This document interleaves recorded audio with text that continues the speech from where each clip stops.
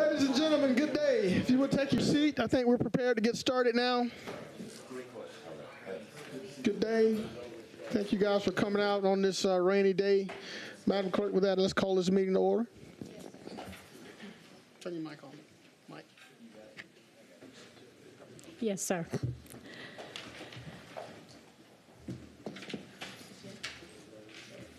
Ready? Yes, ma'am. The floor is yours. All right. Under the invocation portion of our agenda, we would like to ask the Reverend Reginald Coffer, pastor of the Tremont Temple Baptist Church, to give our invocation today, after which we'll stand in for the Pledge of Allegiance to the flag. Would everyone please stand?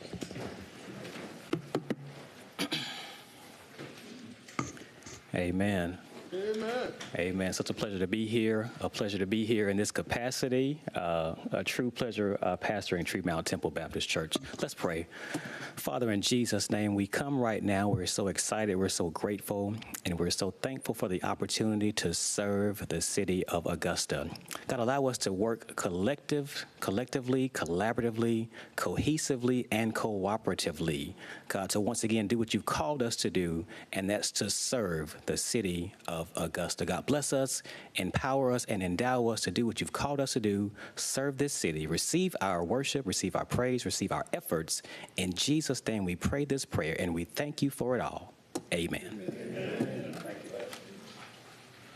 Pledge allegiance to the flag of the United States of America and to the republic for which it stands, one nation, under God, indivisible, with liberty and justice for all.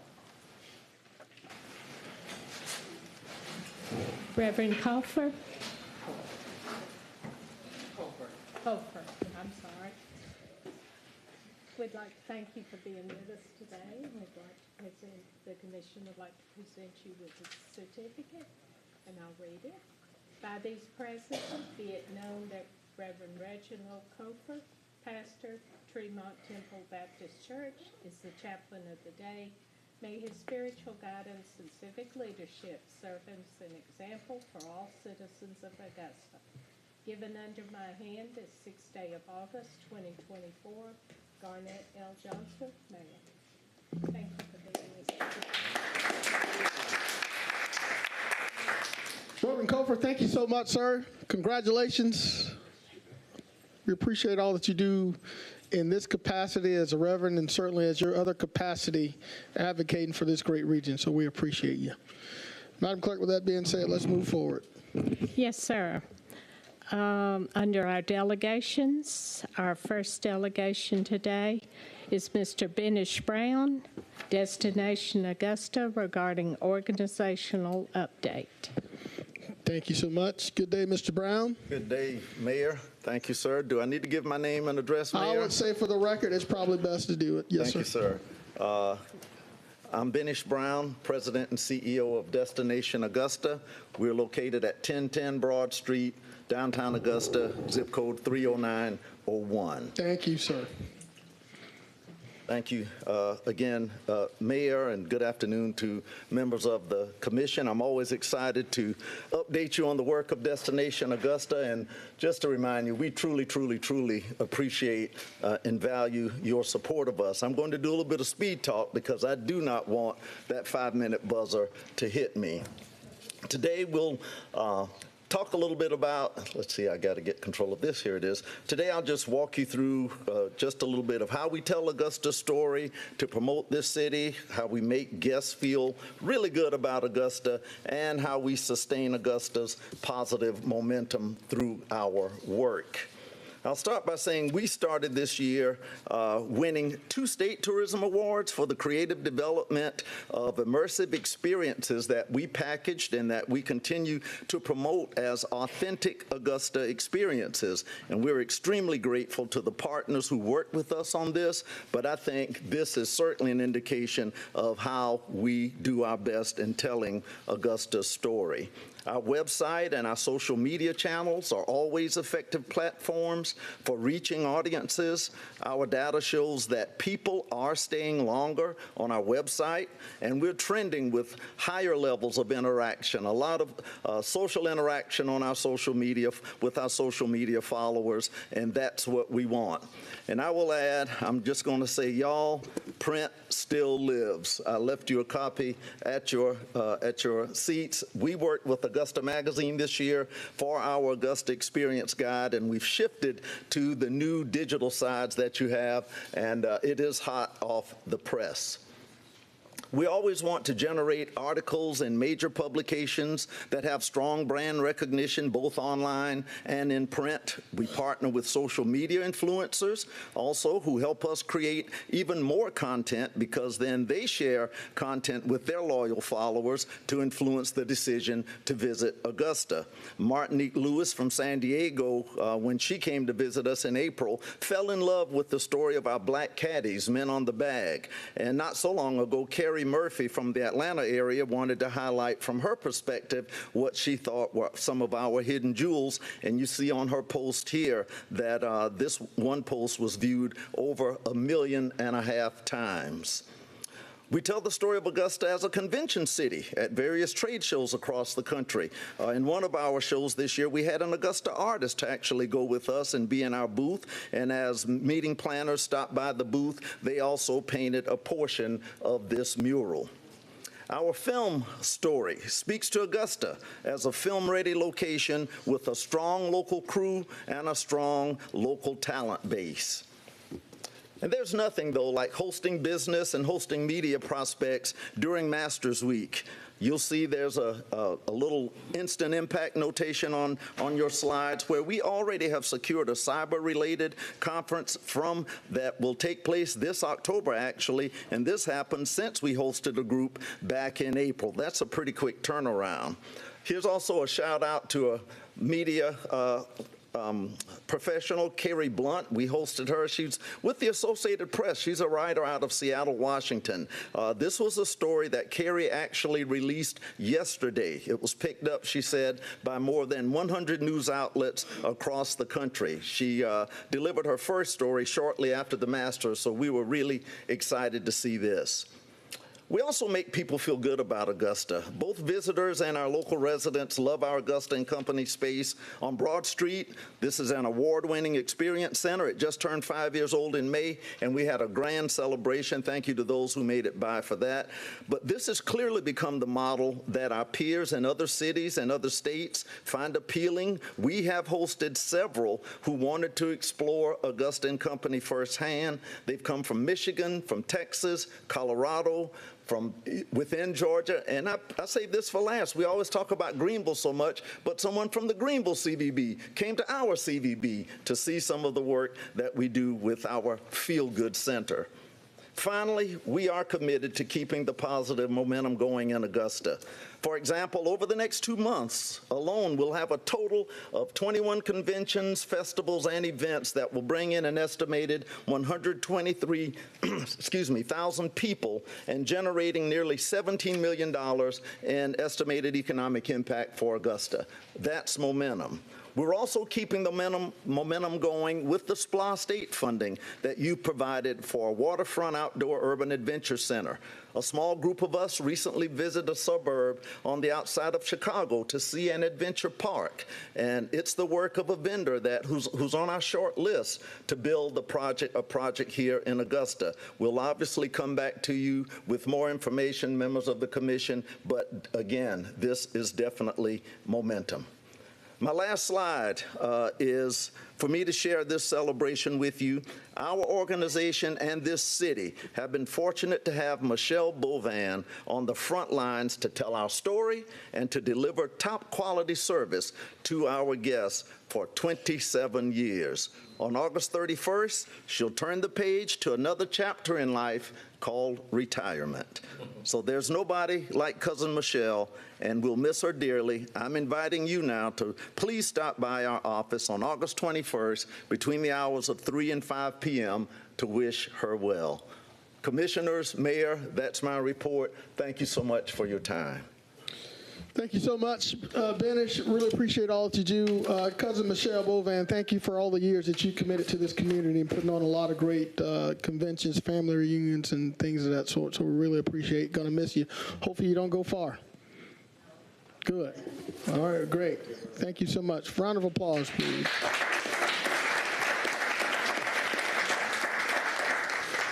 All right, I did have some colleagues in the queue, but I don't have any right now. So, Madam Clerk, let's move on with the next delegation person. Yes, sir.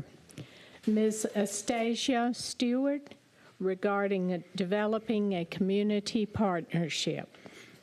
Ms. Stewart, are you in the house? Calling once. Ms. Stewart, calling twice.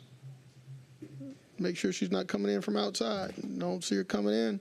Madam Clerk, she's gone. Next. Yes, sir. Item C, Ms. Naomi Goolsby, regarding Laney Walker Development Plaza, condition of Riverwalk, community gas corner stores, and tattoo smoke shops on Broad Street. Ms. Goolsby, I think I see you coming.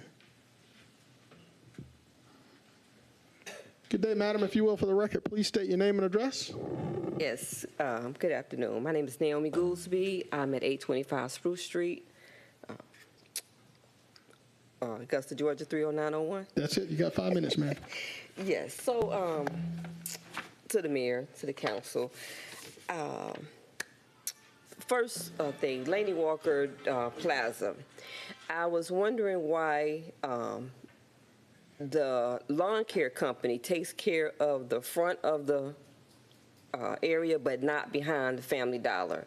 I've sent requests to 311, and nothing got done. And it's a toss-up between Laney Walker owning it, the city owning it. It's only been cut once. After I sent my request, I talked to the manager of Family Dollar. She said she had sent a request as well. She was told to contact her landlord, and that's Emily, someone who I've called before and never got a response. She doesn't get a response. And we just want to know why we can't get the grass cut. They say, somebody say the city owned it, somebody say and Laney Walker owned it, don't know. Also, she has pressing issues concerning her store that she needs to get in contact with her landlord about. So on that behalf, I'm speaking up for her. She has issues with her store that she needs to get addressed. So that's one. Two, I just wanted to know, does the city have an ordinance about how many businesses they can have in one area? And that's i.e. the smoke shops and the tattoo shops on Broad Street.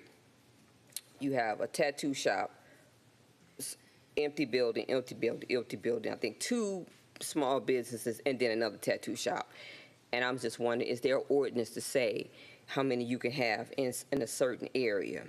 Also, me personally, I don't believe it's fair that these smoke shops can have all these flashing lights, alluring and drawing.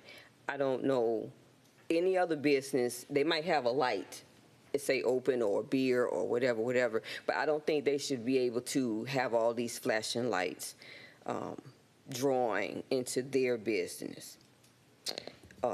3, the Riverwalk. I was going to talk about the condition of the Riverwalk. It's bad, and it's been bad for a long time, and I didn't understand it, but upon further investigation, I found out that it's a more sinister reason why it's not being kept up the way that at least was when I got here. I've been here 6 years next month. And so I'm pursuing another investigation into that. And also the gas stations and the corner stores. I also found out that my concerns fall under the civil rights umbrella. So I'm going to look into that as well concerning the gas stations and corner stores. So that's my time. Ms. Goolsby, I really appreciate you being here today. You've had some valid concerns, and I'm opening up to my colleagues on the commission. I see Commissioner Jordan Johnson You're in the queue, sir. You have the floor. Thank you, Mr. Mayor. Ms. Goolsby, good to see you. First of all, how's Jordan? She is well, started high school today, Oh, wow, wow, 9th grade. wow. Okay, so as far as Laney Walker Plaza goes, you're going to be seeing some really cool things go on there over the next couple of months. I would say months to about a year or so. I know our department, the Housing and Community Development Department, is working really hard to revitalize that plaza. But as far as the grass being cut, I don't think that's in the city's hands. I believe that's the owner's responsibility for that plaza. But what I would say is we could get you connected to somebody who can answer that question for you more specifically. But I definitely understand what you mean. My campaign headquarters was in that plaza. And I saw the trash, I saw the grass being overgrown, the potholes in the parking lot, but that's something I don't want to get too open about that here. But we can get you connected with somebody who can answer that question more specifically for you, so we can get something done there. Concerning the Riverwalk, we've been having conversations as a body about what to do with the Riverwalk. Right now, it's just a nice park, but I think we need to be going a little bit further and doing some major developments down there. So maybe that'll be in our SPLOST coming up. Lastly, the gas stations and smoke shops, there is no policy that will allow us to have, a set amount within a radius of each other. I believe we're going to have conversations about doing something like that, especially with liquor stores and dollar stores specifically in our communities. But the biggest takeaway out of this is that Laney Walker Plaza is going to be a hub for some really good things coming up. And I would implore you to speak to Hawthorne Welcher in the back of the room. Maybe he can give you some insight on what's going on there. That's the cool guy back there. He can give you some insight, but keep voicing your concerns. But this whole corridor, I believe you're going to like the changes that you see pretty soon. But I mean, to date, you say Laney Walker owns it, and every time I call 311, Laney Walker does. They step up. But what happened was when I talked to the manager and I sent my video, and then she said I sent my video, but what happened was she was told to talk to the landlord. And so and I know Emily, whoever she is, to me, someone is she's a front. Somebody is, to me personally, it feels like somebody's making decisions and it's not her. I mean, from a resident standpoint. Do me a favor, get with Mr. Welcher in the back of the room. He'll point you in the right direction. Okay. And if there's any other need for communication, you just let us know, okay? Okay. All right. Thank you, Ms. That's Goolsby. it. Thank you. Thank you, Ms. Mr. Mayor. Goolsby, thank you for being here. Madam Clerk, let's continue. Yes, sir. Item D, Mr. Melvin L. Kelly regarding the museums in Augusta. Thank you, Madam Clerk. Mr. Kelly, welcome back, sir. If you will, for the record, please state your name and address. Melvin Lorenzo Kelly, 2014 Olive Road, Augusta, Georgia. You have the floor in 5 minutes, sir. All right, thank you, Mr. Mayor and Commissioners. Good to see you. I just want to talk very briefly. So, wait, first of all, hello, Ms. McKnight. Now, I'm apologizing from the last time I was here. I didn't do too good. I think I had a little heat stroke, but I feel better today. It's not sunny and shiny and hot today, so I think I can do a lot better. Let's talk about these museums real quick, Mr. Mayor. I think that, first of all, you got 1, 2, 3, 4 museums, basically, that are large. You got that little psychedelic museum that's perpendicular to the front of this building.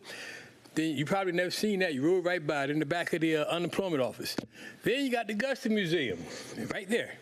Now you got the Morris Brown, a little ways down on the Riverwalk. And then you got also the Lucecraft Landing Historical Black Museum.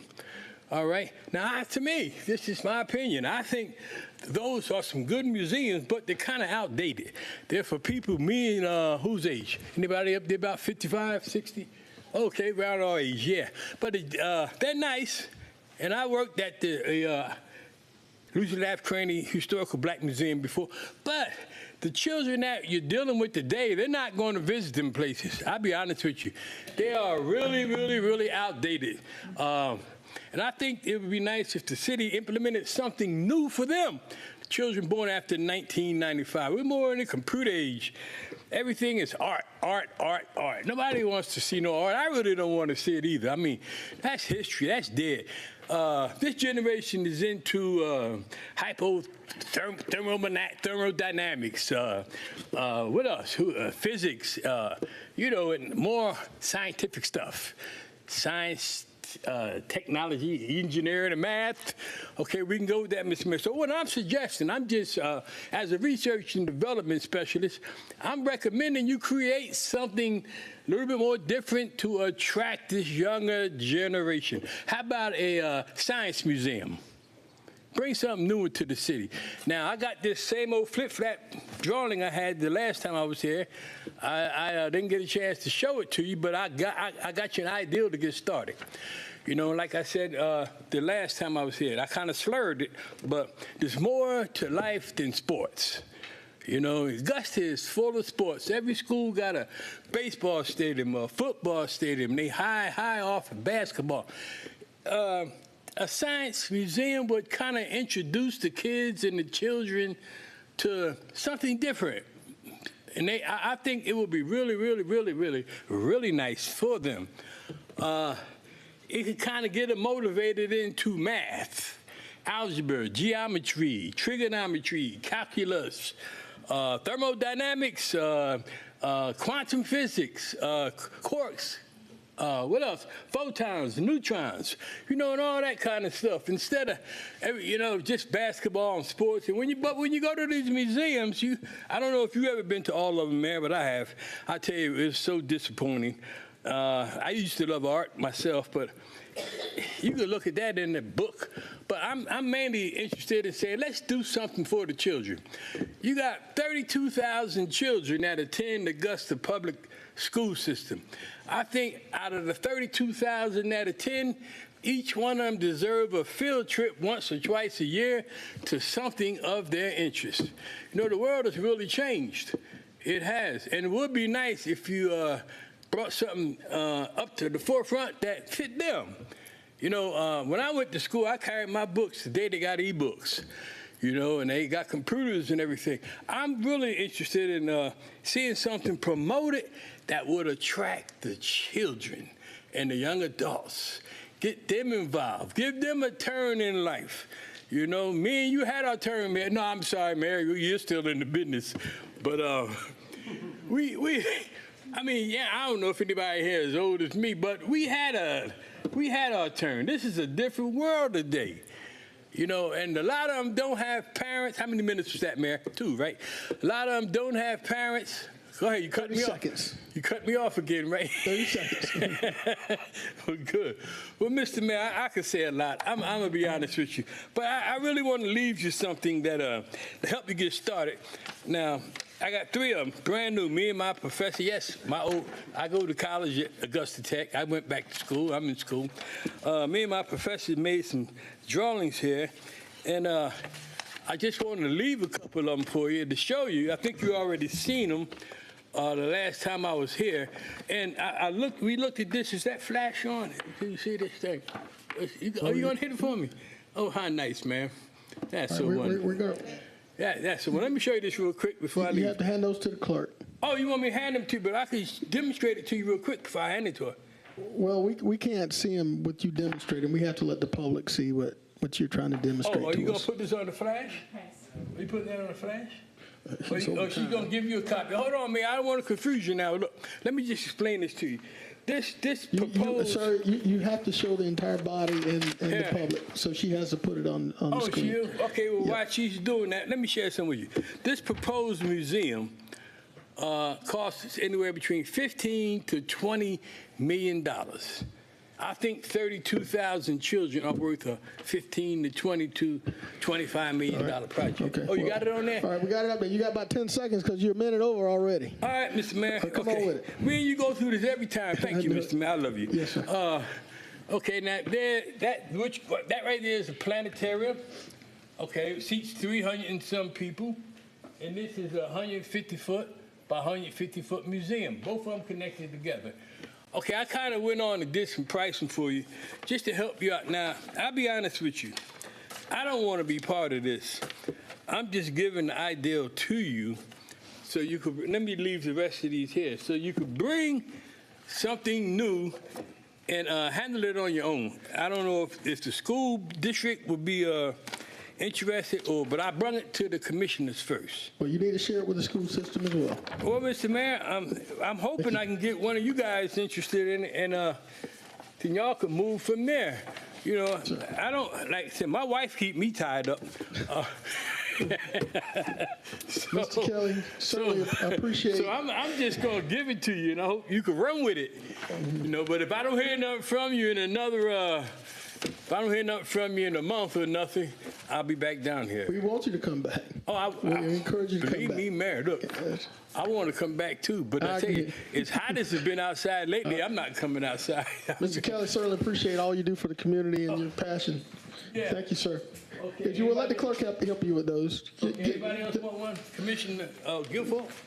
You can sit down, I'm here. The clerk will distribute them. Yeah, give this to them and make a copy. And I wish you well. Thank you, sir. Appreciate you being here today. Hope you can use that. Yes, sir. Thank you, Mr. Kelly. See you in about 30 days. How many days? About 30 days, right? I mean, school started on the 19th and just the 10th, so I'm one of the 5 seniors. But I miss the day to come see you. Thank you, sir. Take care. Thank you. Thank you so much.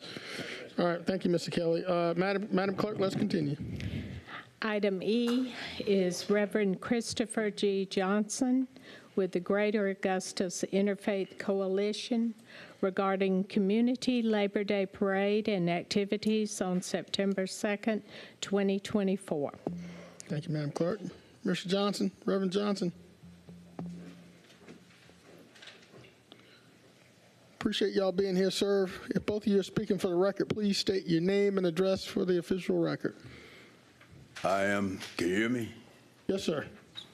I am the Reverend Christopher Johnson with the Greater Augusta Interfaith Coalition located at 1439 Walton Way, Augusta, Georgia, 30901. All right. Will the gentleman behind you be speaking? No, they're just They're just here for support. they're supporting me. All right. You have the floor, sir. You have 5 minutes. To the mayor, to the commissioners, to all the leadership here at Augusta, Richmond County.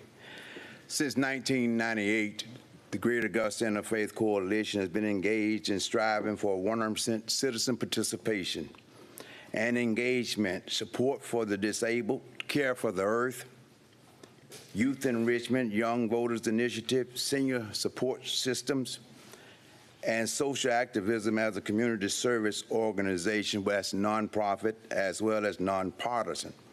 Since 1998, we've been involved in just about every sphere of support for all of Augusta and the surrounding counties. Greater Augusta currently working in 23 counties inside of the state of Georgia, all around Augusta area. But today we come to introduce you and to present to others to support us on an initiative that is the first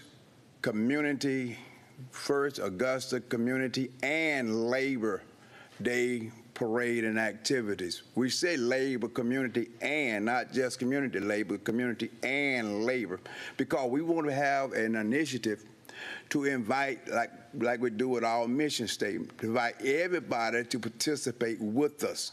One of the things we wanted to do in Augusta is provide Labor Day, that normal Labor Day that's set aside for Labor Day. We want the community to support it. We want the community to buy in with it. And we want the community to know that we will not have 40-hour work week without the union. We will not have a lot of benefits without the union. But we coming to bridge this gap between the community and labor. That's why we said community and labor.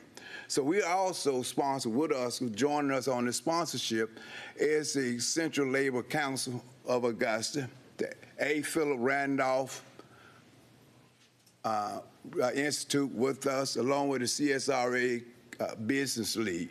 We four joined together to pull this together, and we're grateful for the opportunity to others to join in with us in putting on the first Community and Labor Day parade and festivities. Parade will start from the James Brown Arena and end up at the James Brown Arena. So this is why we're here today. You will be back with you a couple more weeks on another topic, but right now we want to make sure everyone invited to join with us with the first Community and Labor Day parade and festivity. Any questions, any concerns? Thank you, Reverend Johnson. Colleagues, do you have any questions? All right, Commissioner Francine Scott from the 9th. Ma'am, you have the floor. Thank you, Mr. Mayor. Reverend Johnson, what is the ask for the commission today? What are you asking for? First of all, we're asking the commission to support us. We're also making it available for all the commissioners to put your float in the parade, whatever you want to do to join with us in the parade. And in a way possible that the commission can see where they're available to assist us. We're not coming with a shopping list for you, but we want everybody, all 10 of you, to participate in it. Okay, all 10 of that. But the mayor's already told me that's his honeymoon period, his anniversary period, so he won't be here. But we're also asking everyone, and also his office, to join in with us. That's our first ask. Our second ask, again, is whatever you want to offer us to help us with this, we'll greatly appreciate it. Commissioner Scott, you done?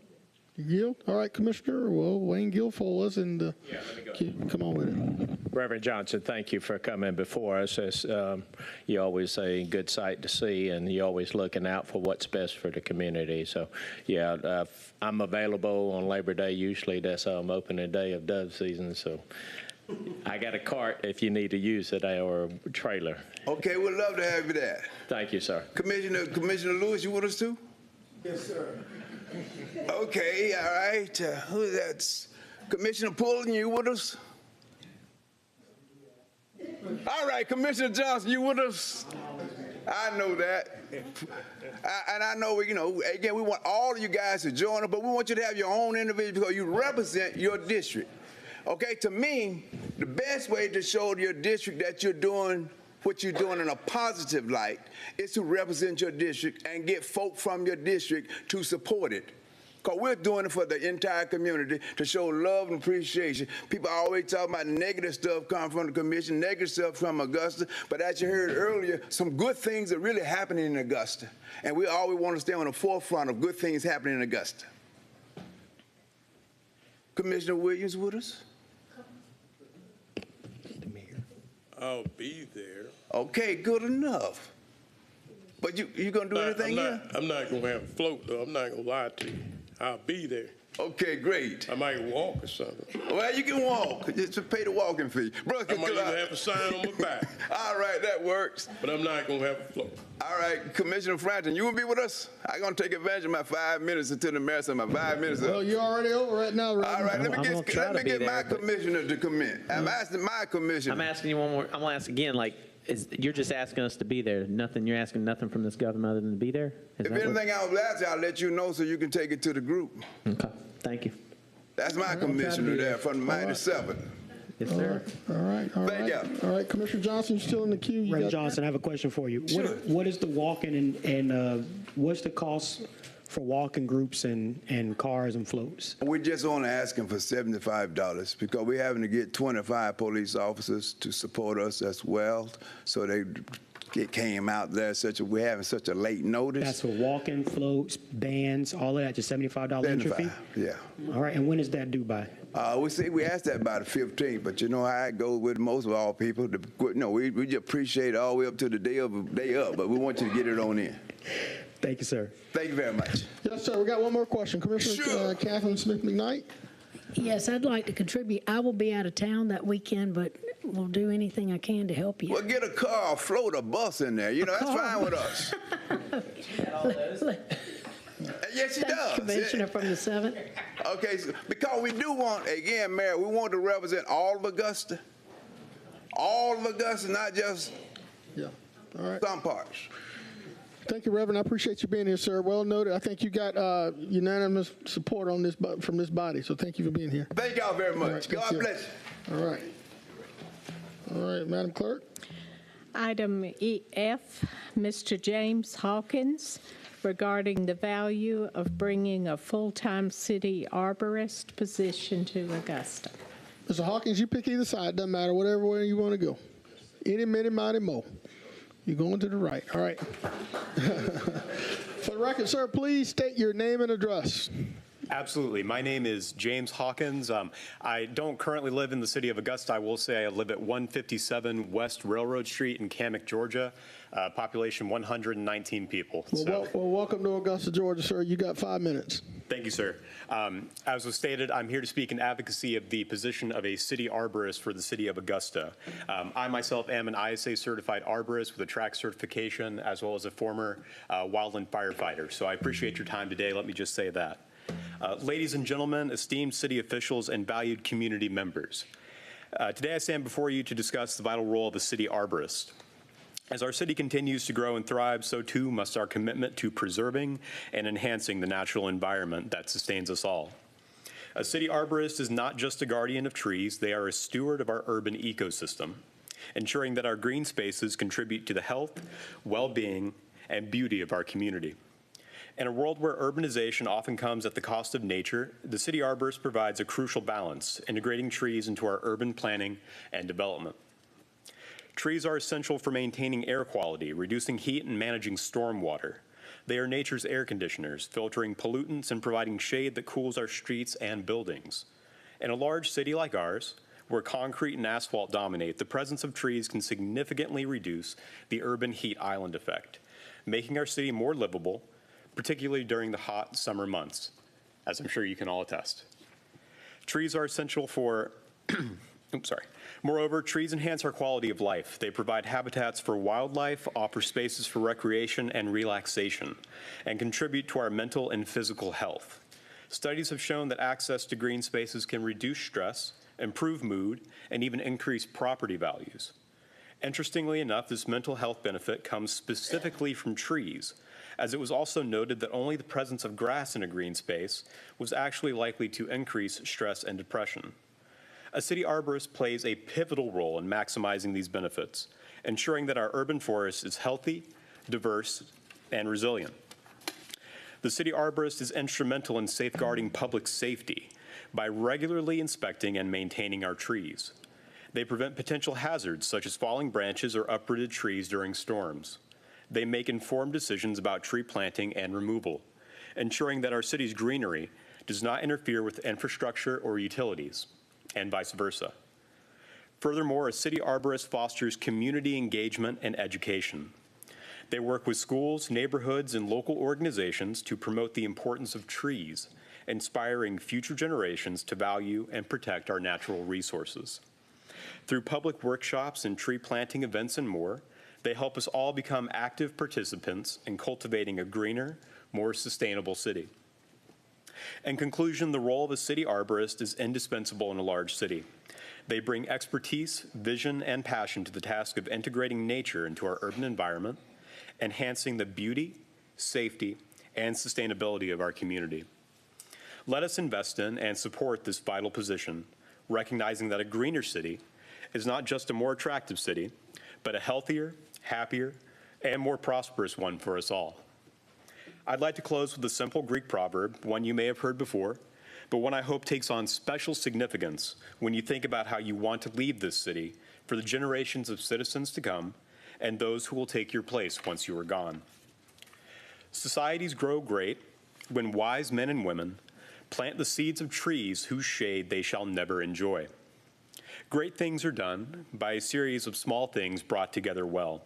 And I hope this small amount of your time I've taken today will do well enough to inspire you to help affect change in your community and on behalf of past, present, and future citizens of the great city of Augusta. Thank you for your time. Thank you, Mr. Hawkins. You mentioned you're from Cammack. Is that right, Rob 20? Is that? Yes, sir. Cammack, okay. All right. All right. Colleagues, you guys have any questions regarding Mr. Hawkins' presentation? Do you need to introduce him to Malik? I don't know, but I'm going to recognize Catherine Smith McKnight. You're in the third. Yes. The third. Thank you.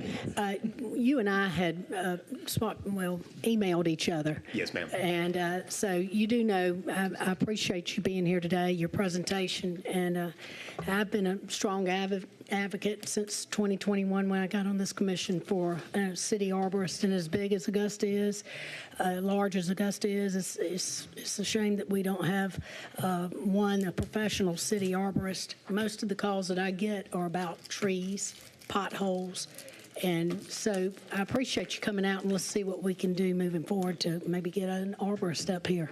Yes, ma'am, that'd be amazing. Thank you, Commissioner. Commissioner Wayne Guilfoyle from the 10th. Mr. Hawkins, appreciate you coming before us. I just wanted, you actually touched on the subject that Reverend Johnson had brought up with Commissioner, Super District 9 Commissioner Francine Scott and myself about the climate resilience in Augusta, about the hot spots, about temperature rising when you don't have green spaces, green trees, et cetera. And that's a concern. And I would just like to tell Reverend Johnson, as well as yourself, thank you for coming before us. It might be good on your way out to actually have a conversation with our engineering director, see if you could help give us some input, some ideas, et cetera, or you could actually hear from our director about his mindset. Yes, sir. If you don't mind me asking, who is the director? It's Malik Hamid right there. It's Dr. So thank you coming before us from your little town. Thank you, sir. All right, it's Dr. Hamid Malik, and he's behind you. All right, colleagues, are there any other questions? Mr. Hawkins, thank you for being here. Safe travels back to KMAC. Thank you so much. Madam Clerk, I think that takes us to the consent portion of our agenda. The floor is yours. Yes, sir. Our consent agenda consists of items 1 through 18. And under our public services portion of the agenda, I'll read the alcoholic beverage license request. And if anyone has an objection, would you please signal your objection by raising your hand?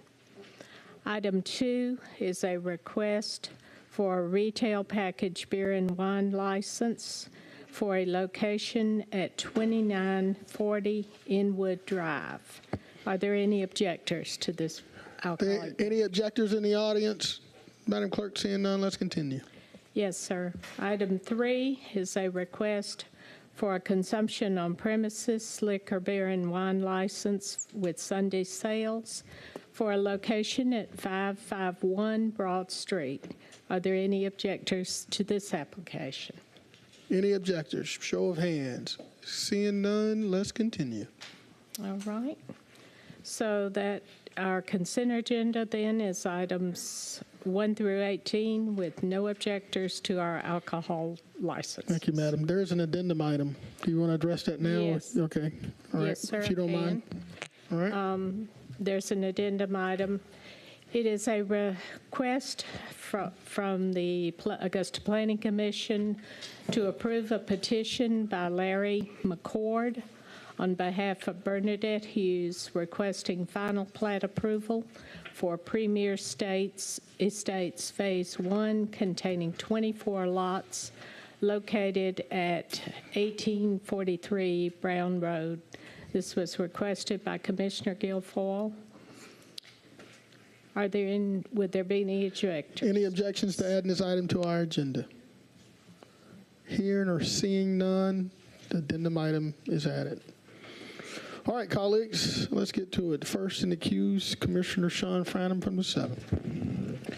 Thank you, Mr. Mayor. I'd like to pull agenda item number 17. Like to see if could add the following agenda items. 19, 20, 19, yeah, consent 19, 20, 22, 23, and 27. Some questions about 19. All right.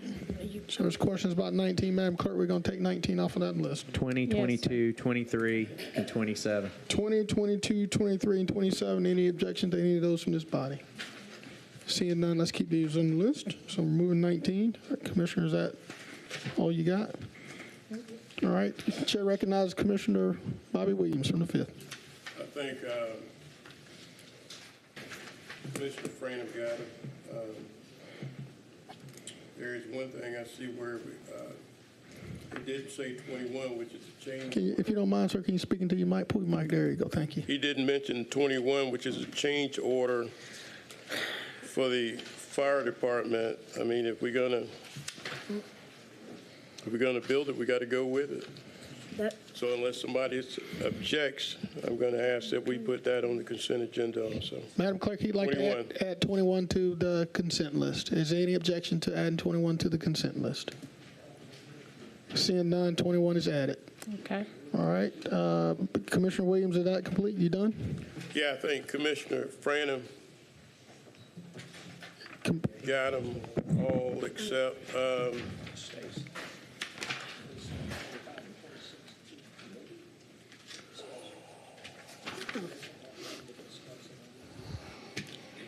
I guess that'll be good. That'd be good. All right. You can hop back in the queue if you need to. Commissioner Catherine Smith McKnight from the 3rd. Yeah, I was going to agree with my colleague from the 5th to make sure that we put 21 to add it to the consent, to push it on through. Thank you. All right. 21 is added. Commissioner Jordan Johnson from the 1st. Thank you, sir. I want to pull item 12 just with a quick question. All right. Item number 12 Just with a quick is question. pulled. Thank you, sir. All right. All right, colleagues. Anybody else in the queue? Is there time to entertain a motion? Okay. All right. All right. Wait a minute. Wait, Commissioner Johnson, are you? I'm out. You're out. All right. Commissioner Pulliam. Yes, sir. Would like to send 25 and 26 back to committee. Is that right? Yes. All right. 25 and 26 back to committee. Madam Clerk, 25 and 26 back to committee. 25 and 26 back to committee. I'm back on there. 25, 26. All right. Commissioner Williams, the floor is yours. Did Commissioner Franham put 27? He did. All right, I'm good. Good? Yeah. All right. If there's no other dialogue, is there a motion to? All right. There is a motion. Is there a second? This is motion and a second. Madam Clerk, we're voting. Yes, sir.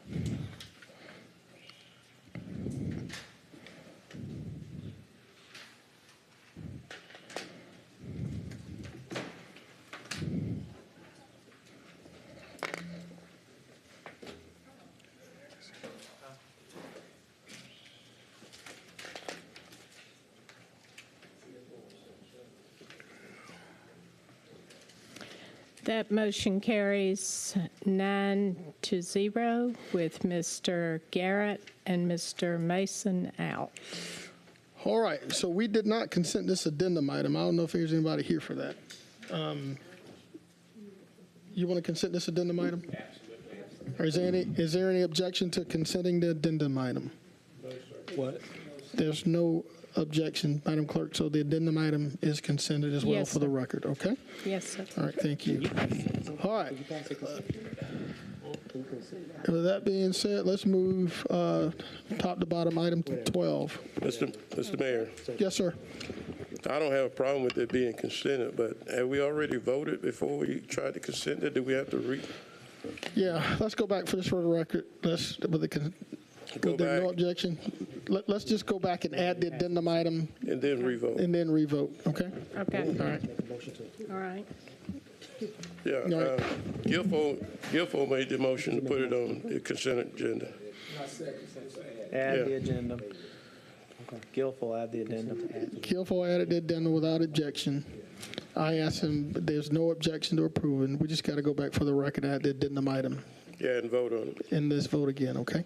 Okay. All right. We're So gonna let's vote clear. now. All right. So let's clear this vote out. And let's revote. There you go. All right. All right. So there's a motion and there's a second. We're voting. Now we're voting. There you go. Again.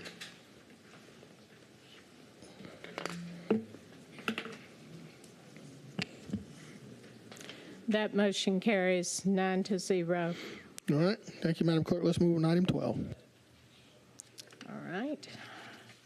Item 12 is a motion to approve risk management to proceed with the repair replacement of the Emily S. Tubman Monument not to exceed $150,000 and to accept the Porter Fleming Foundation Grant Award in the amount of $25,000 for the same, authorizing the mayor to sign related documentation and approve.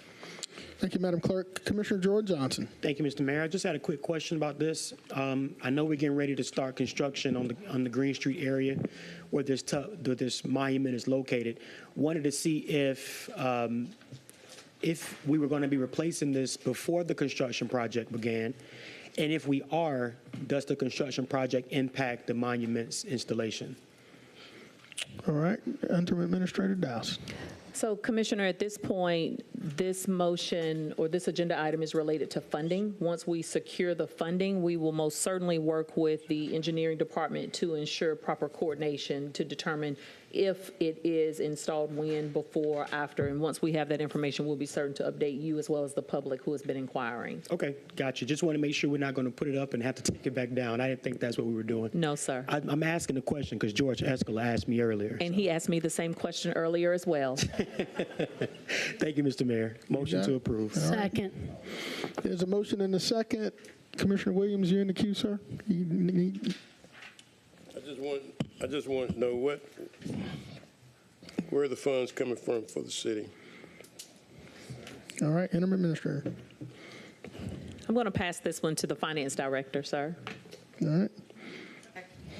Director Williams. Good afternoon.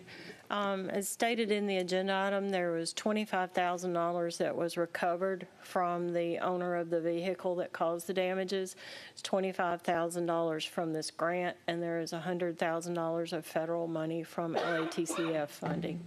So that totals $150,000, which is a little bit more than the current estimate of about $133,000, plus there's some site work. Okay, all right, thank you. All right. Madam Clerk, I think we have a motion and a second. Yes, sir. All right, we're voting.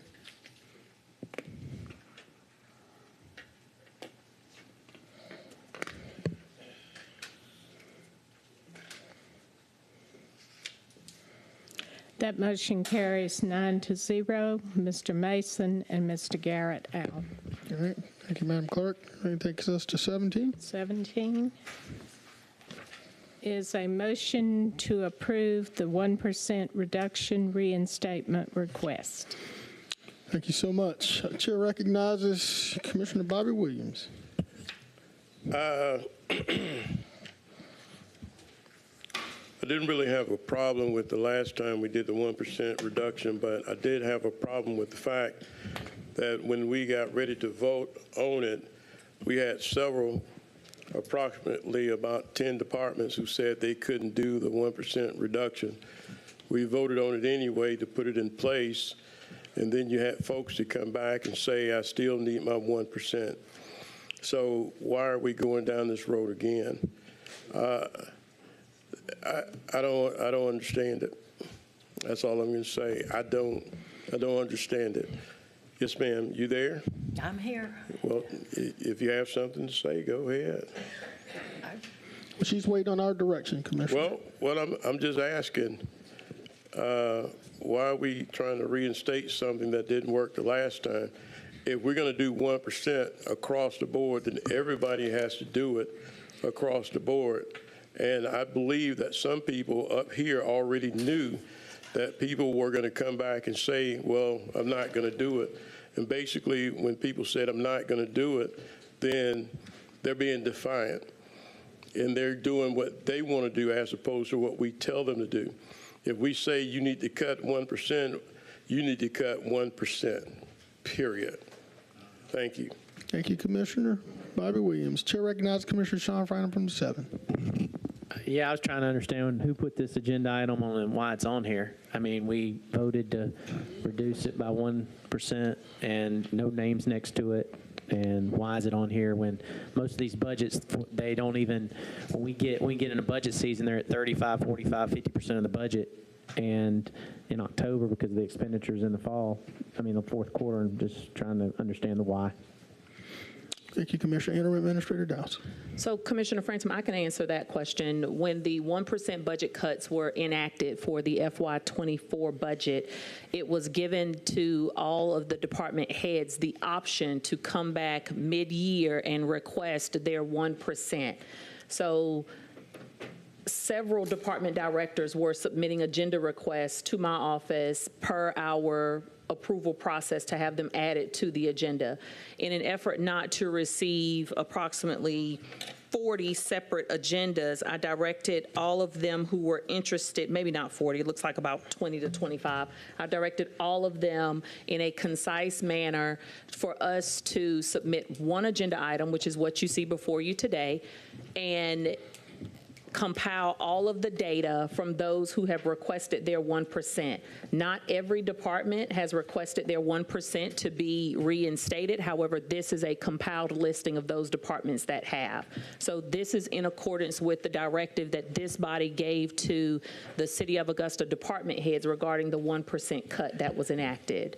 So when you say they requested, did they request it because you saw numbers of what they expenditured and what they need, or did they request it just on a whim because it's the entire department? Because my understanding was it was as needed based on numbers, not on just saying they need it.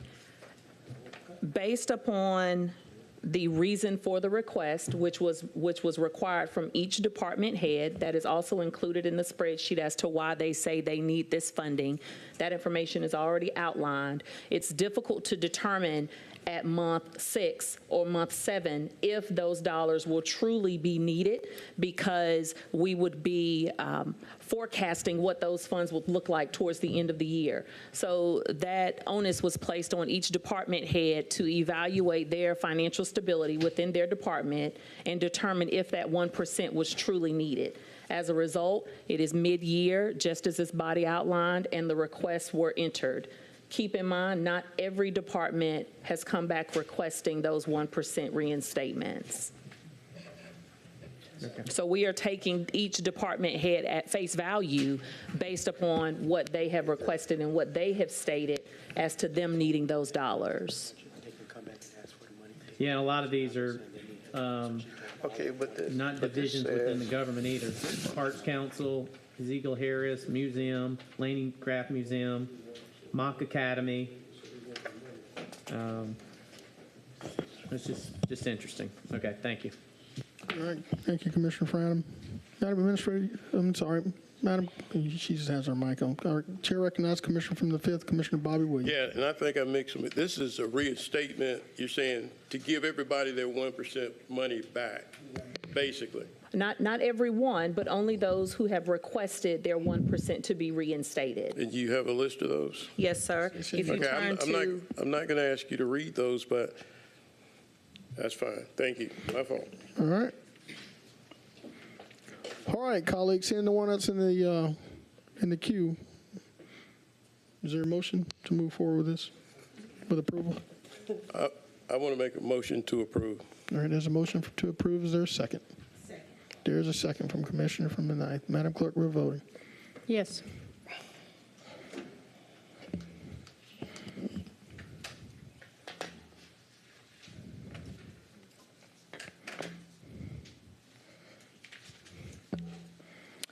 That motion fails 5-4 with Commissioners Johnson, Pulliam, Williams, Lewis, and Scott voting yes. Voting no, Ms. McKnight, Mr. Franham, Mr. Guilfoyle, and Mayor Johnson, and Mr. Mason and Mr. Garrett out. Thank you, Madam Clerk. Let's move on. Mr. Mayor. Yes, sir. Mr. Attorney, you might have to help me a little bit, but I'd like to reconsider that vote, please.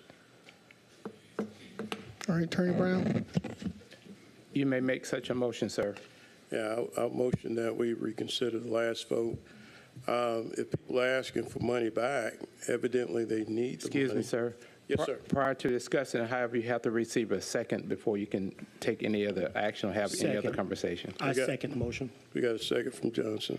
All right, we have a motion and a second. And may I say, if people are asking for money, we've had some departments who came back and asked for the money, got their money.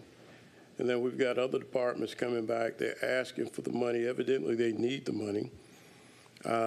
We need to consider, truly, we were asking departments to reduce by 1%. We had departments, I don't know how many departments we have. How many departments do we have, Ms.? There's 17 departments that report directly to the commission. 17 departments. We had approximately 10 departments who said they couldn't reduce by 1%. So we had some departments that didn't do it at all. So now we've got people coming back saying that they need that 1%. I think is only right that we give those people who asked for the money back to give it back to them due to the fact that we had folks that didn't even do what we asked them to do. So we I made a motion, we got a second. If we can give the money back, I think we should give the money back. If you don't want to, that's fine. But I don't think, I don't think you're supporting your departments. Thank you. Thank you, Commissioner Williams. Commissioner Scott? Mr. Mayor, can we have a roll call? Certainly. Roll call vote. So just for clarity, we're voting on reinstating the 1%? You got it. No, we're voting for reconsideration. Reconsideration. Yes, you're simply voting on to reconsider, and then you can have discussion Okay, gotcha. afterwards. Okay. All right, sir, there's a vote for reconsideration. The commissioner from the 9th has asked for a roll call vote. Mr. Franum. Reconsidering, is this only reconsidering? Yes, sir. Mr. Garrett's out. Mr. Guilfoyle? No, ma'am. Mr. Johnson? Yes, ma'am. Mr. Lewis? Yes, ma'am. Ms. McKnight? No, ma'am. Ms. Pulliam? Yes, ma'am. Ms. Scott? Yes, ma'am. Mr. Williams? Yes, ma'am. Mr. Mayor? No, ma'am. Okay. That vote fails. Excuse me. 5-4. Excuse me. Let a public count the votes. I think you need to make sure your count's right, ma'am. Let's see. 1, 2, 3. I have 4 yeses, 5 noes. That is not correct. That's the previous vote. It's the roll call vote we just had. Right. Okay. To reconsider. Reconsider. I think that vote carried with Commissioner Johnson, Commissioner Williams, Commissioner Franum, Commissioner Scott, Commissioner Pulliam, Commissioner Lewis voting yes. I think that's 6. 5. That is 6. That is 6. So that vote passes for reconsideration. Passes. Okay. I'm Okay. sorry. No problem. All right. I'm sorry. All right. So that vote passes for reconsideration. Commissioner Johnson, I see you in the queue. You have the floor, sir. Yes, sir. I just wanted to make sure that I'm clear as to what we're doing. Departments are asking for the 1% back. And prior to today, we've already given some folks 1%, and in some cases more than 1% back when they've come before. I believe maybe 2 or 3 weeks ago, a director came back and asked for money for something. I believe it was a training or something, and we gave it to him. A couple weeks before then, another director or two came and asked for their 1% back, and we said yes. So I'm trying to understand, why wouldn't we approve the additional 1%? I know that when we were going through this process, last time I said this, folks told me I was wrong, but I remember very vividly that we were saying that we were holding money back because of some shortfall that we were anticipating. If that was the case, why did other departments get their 1% back before now? And so I just want to make sure that I get some clarity from whoever can clarify that. What would be the reason for not giving this 1% back now versus giving it back to them at any point? Because we told them that if we cut the budget, they can come back and ask for it. Exactly. And just for the record, I was completely against the budget cut because I didn't think it made sense. And you see the result of bad policy making. Everybody's confused. So can someone clarify what's going on up here? I don't know who's going to do that, but can somebody do that? It's a bunch of questions I just asked. Surely someone can answer those.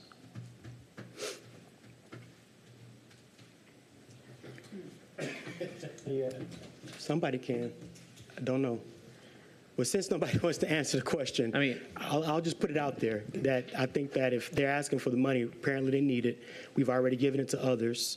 We told them they could come get it. So what are we doing at this point? Thank you, Commissioner Johnson. Chair recognizes Commissioner from the 6th, Commissioner Tony Lewis. Thank you, Mayor Johnson. I'm in a line with Commissioner from the 1st in reference to what we stated during that during the time that we made the 1% reduction. I too was against the reduction from the onset, but we did state that mid-year, those that were affected by the 1% cut, if there was a need, that we would look at it on a case by case.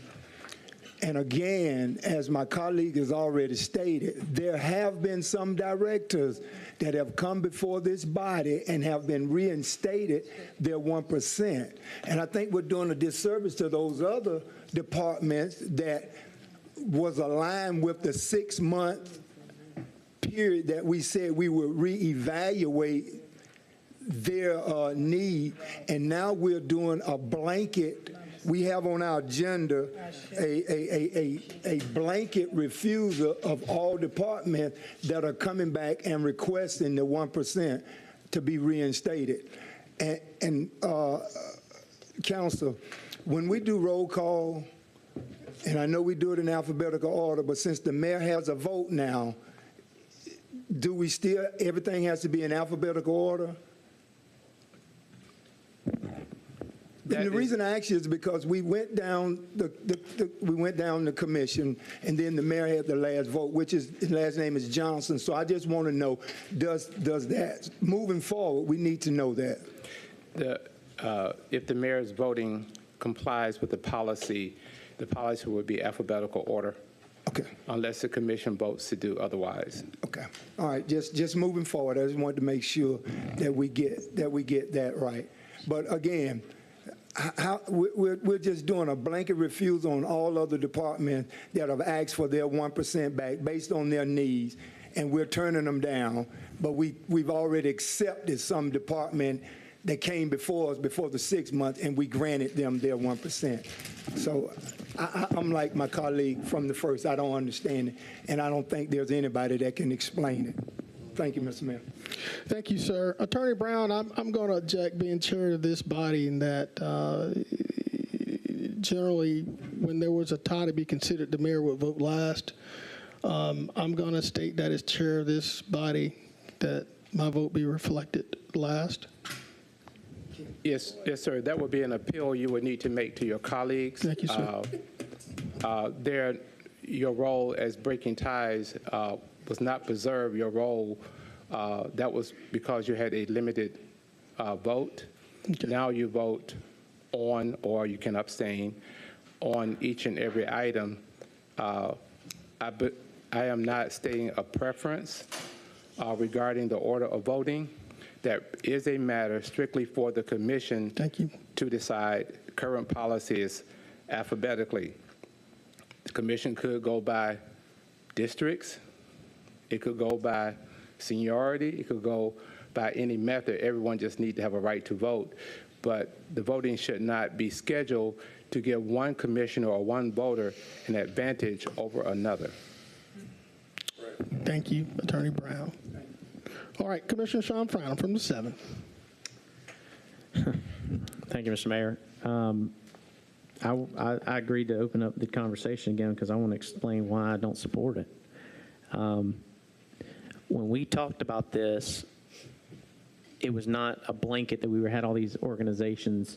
It was like as needed, one by one. And like when I see some of these organizations and why they need the money, temporary workers during second half of 2024. So you're telling me that you can't operate your business in that department? We gave you a pay increase. How do we know we even still need the amount of workers? Greater Arts Council. You hadn't even had Arts in the Heart yet. You're telling me you need that money. Like, this is where they're just coming back because it's what it's always been done, and that's the money they've always got. Not because the facts are there that they need the money. Are every one of these departments at fully staffed? Or every one of these departments used all of their expenditures in different areas before they're coming to ask for this money? And I think that's where, you know, there's some of these that I see that probably the need is there. The recreation department. We don't have a director, but we've promoted people within the department. None of this body had anything to do with, but we have promotions now. Is the increase for the Parks and Recs department because we promoted people even though we don't have a director? Like, these are the reasons I'm not supporting it, not because I'm against anything here. It's because we need to have all the facts on the table before we just, we're just going to sign off and give every department what they wanted because that's the way we've always done it up here. So, I mean, I think that there needs to be a little bit of a deeper dive into the why, and then I think they need to prove that they're out of money in a sense, because some of these asks are not even for now. Some of these asks are for like down the road. Some of these asks are for contract agreements that some of them I thought we restored, maybe some of them we didn't. The Marshals Department asking for restoring 4 divisions of you know, $100,000. Like, some of the, I mean, not all these departments are even fully staffed, but we're just going to blanket and sign off just because that's the way we've always done things. So that's the reason I don't support it right now. We need more information. These department heads need to be held a little bit more accountable instead of just asking us for the money because that's the way we've always done it. Thank you, Mr. Mayor. Thank you, Commissioner Franham. Chair recognizes Commissioner from the 5th, Commissioner Bobby Williams. Do I need to make a motion to approve it again, Mr. Attorney? Wait a minute. If that is your request. Yes. All right. Thank you. I'm not sure if there's a motion on the floor. There is not a motion on the floor right now. No. All right. Are you going to prepare to? And are you making a motion to? Yeah, I make a motion that we approve this item. All right. There's a motion to approve. Is there a second? Second. There's a second from Commissioner Johnson. We're going to roll call it again. All right. Interim Administrator, do you have anything to add? Mayor Johnson, I just wanted to clarify a comment made by Commissioner Franham. Okay. On page 660, these departments have already received their increase. So you mentioned the Marshal's Office. That increase, their 1% has already been reinstated. But those that are listed on 661, those are some of the departments that have requested those funds to be reinstated. So I wanted to make certain that you knew some of those the commission has already approved, such as the Solicitor's Office, the Engineering and Environmental Services Department, the Marshal's Office. I wanted to make certain that there was a distinction. Recreation on both pages? Excuse me? Why is recreation on both pages for the same amount? I don't see recreation. Recreation's on both pages for the same amount. And that's what I'm trying to understand, like. My page does not reflect recreation on, I see all divisions. Donna, do you see that? So why is it on both pages, though? It's a different column, sir. If you look on the first page is the listing of departments that already have the amounts restored. The second page, the reduction amount for recreation was $141,600 in the far column on the left. The column next to it shows the amount of $30,000 that was restored on May the 7th, and they have requested the remaining amount of $111,600. And if you recall, the $30,000 that was approved was for a senior program that the commission approved, which came from their 1%. So they're now requesting the additional balance of their 1%. So a portion of recreation's dollars have already been reinstated. And what about the director's salary? Wouldn't that not help their budget because we don't have a director in that position?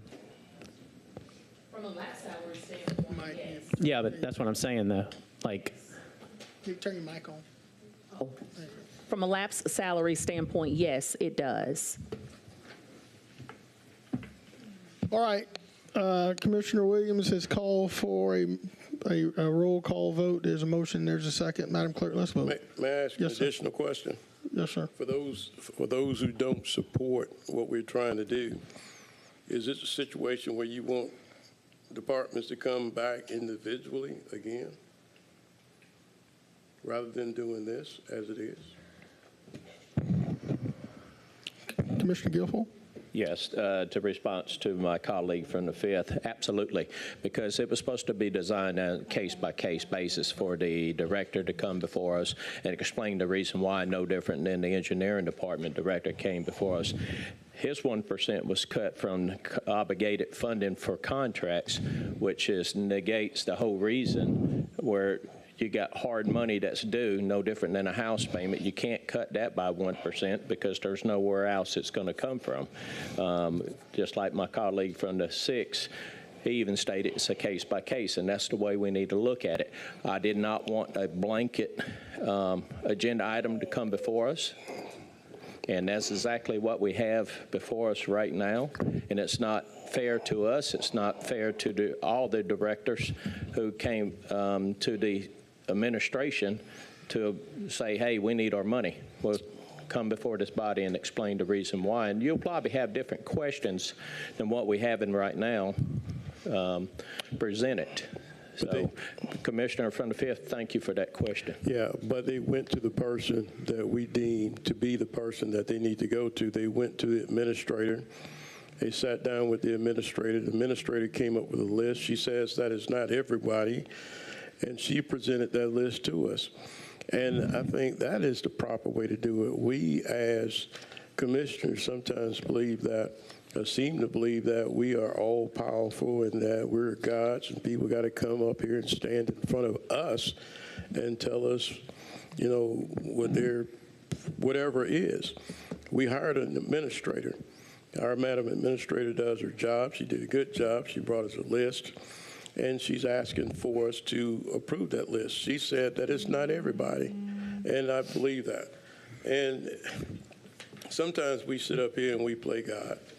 We want everybody to stand up here and talk to us and explain to us and let us make the decision instead of empowering the person that we've deemed to be the person that they need to go to. That's the administrator.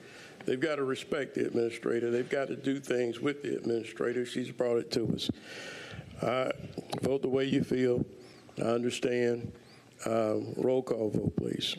All right, we got a few other colleagues in the queue. Are we ready to vote? I think we're ready to vote, Madam Clerk. Does anybody need to say anything before we vote? I do. All right. All right, Commissioner from the 9th, Commissioner Mr. Francine Mayor, Scott. I think one of the problems we was having when some people was coming, circumventing the administrator and requesting money, and then it got kind of overwhelming to all of us because one person would come and we would grant it, then the next person would come, and then when people was coming asking for additional money, and we would ask the question, where are we going to get this money from? The administrator, I believe, and forgive me if I'm wrong, you would say that we can take it from the 1% that we had cut in other areas. So we're not being fair to our staff. We're going to either ask them to do their job and not circumvent the interim administrator or the administrator that is hired, or circumvent their director and go directly to a commissioner to get something done. I'm ready for the roll call, sir. All right, let's vote. Commissioner Johnson? Colleague in the queue can't vote yet. All right. We said that this is just a blanketed item on the agenda.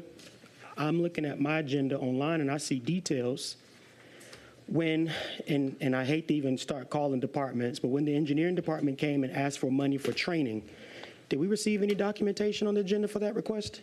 Do we remember? Or did we just approve it without seeing what that was for?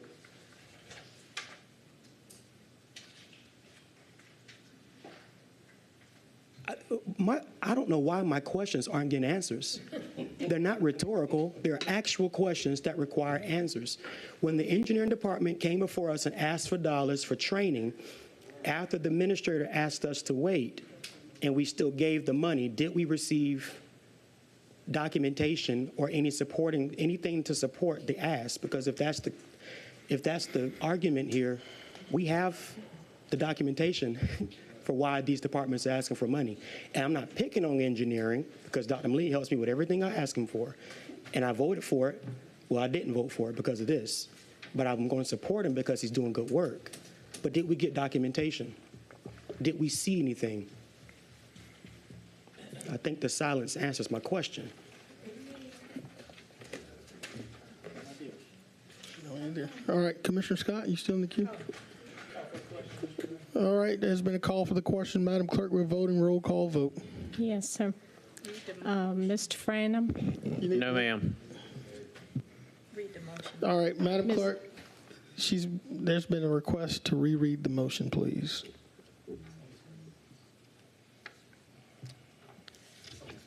It's on the It screen, was Madam to Clerk. approve? All right, the motion is to Approve. approve. It's on the screen. You good with that? All right, let's start over. Okay. We're voting. Mr. Franham? No, ma'am. Mr. Guilfoyle? No, ma'am. Mayor Johnson? No, ma'am. Mr. Johnson? Yes, ma'am. Mr. Lewis? Yes, ma'am. Ms. McKnight? No, ma'am. Ms. Pulliam? Yes, ma'am. Ms. Scott? Yes, ma'am. Mr. Williams? Yes, ma'am. Okay.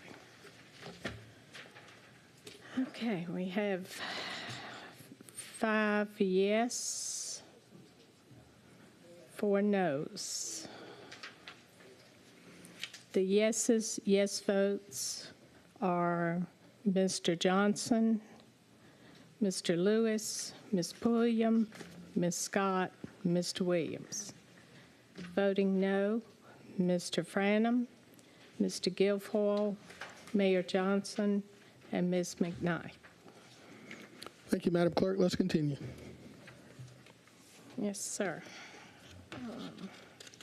That would be item 24. I think that's 19. 19? 19. Okay. You're right. Item 19. 19 is to discuss making all city employees ex officio members and not voting members effective January 1st, 2025 for all boards and authorities. Thank you, Madam Clerk. Commissioner Sean Franham from the Senate. Thank you, Mr. Mayor. This seems pretty much a no-brainer. Commissioners don't have votes on any of these boards. There's no reason that city employees should have votes on these boards. They can be ex officio members. It allows other community members to be engaged in these boards and help these boards and make decisions. So make a motion to approve. Second. All right, Madam Clerk, there's a motion and there's a second. There's no colleagues in the queue. All right, Attorney Brown. Mayor Johnson and Commissioners, I think just shortly before coming over, looking again at this item, I think if we could pause for a moment with this item, and that's not indicating any disfavor or favor for the item, if we pause for a moment, I think we need to assess every board to see what members we have on there. For some boards, there are legal requirements that they cannot be removed during a term once they are appointed. And we need to see the effects of this to see when this motion can actually fully go into effect. Okay, all right. Particularly, I come to my mind the Board of Assessors. I just think we need to have the impact of this, of implementing this idea by having a display of the members that are employees that on each board, the time of their appointment and the length of their remaining term, and the conditions the law set on their, to make them ex officio would have the effect of denying them the vote, which is akin to removal. Okay. Commissioner Franham, are you good with the Attorney Brown's recommendation? We take a look at the boards and their makeup prior to us taking action? I mean, I guess I'm just confused. Who called you or what happened for walking over here and all of a sudden we get the information? Not walking over exactly, but came to my attention from the Board of Assessors. Well, and I guess this is what bothers me. We've talked about this last Tuesday, And not one person in this government, not one, reached out to me about this agenda item. Not anybody on the boards, not anybody that serves on any boards, not one staff. So obviously nobody has a problem with it, but we get here on the 11th hour and here we go. We can't move anything forward because of an attorney statement. And I guess that's where I'm just frustrated, because we should have had this information before now, to where all these colleagues could have had the opportunity to review the information and not just, you know, willy-nilly, here we are. So I guess my question to the attorney is like, so how much time do you need to review this?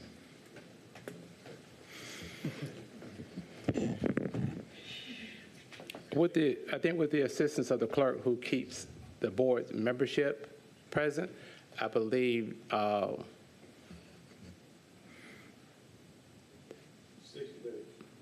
probably, I would imagine probably 2 weeks or a month at the most. One problem is a lot of these boards have members, and boards themselves are not active. I don't know how long it would take to accumulate actually who's on these boards and what boards are functioning, but that will not be done by legal. That would normally probably be done by the clerk or with the clerk's assistants, who keeps the membership of boards. Okay. So maybe 30 days at the most. I'll make a motion to move it to the August 29th committee cycle. All right. I'll second it. That's a motion to move this conversation to the August 29th committee cycle.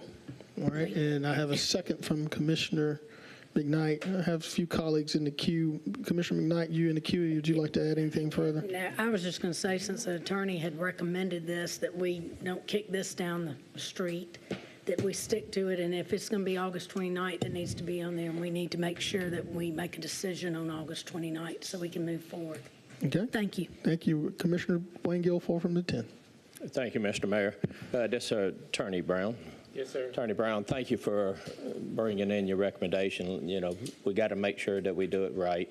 I don't think it's in replacing anybody off the boards. It's just making any employee not able to vote, have them serve as ex officio, but not removing them from the board, sir.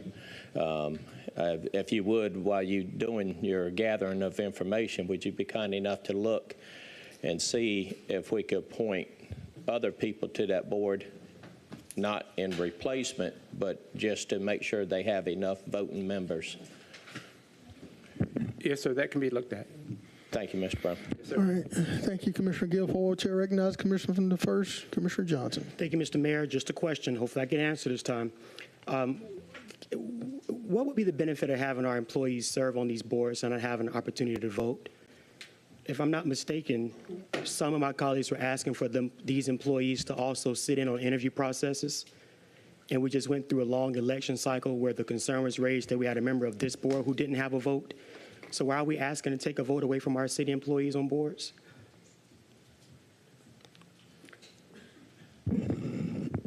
I guess I'll answer that one, Mayor. That's a layup.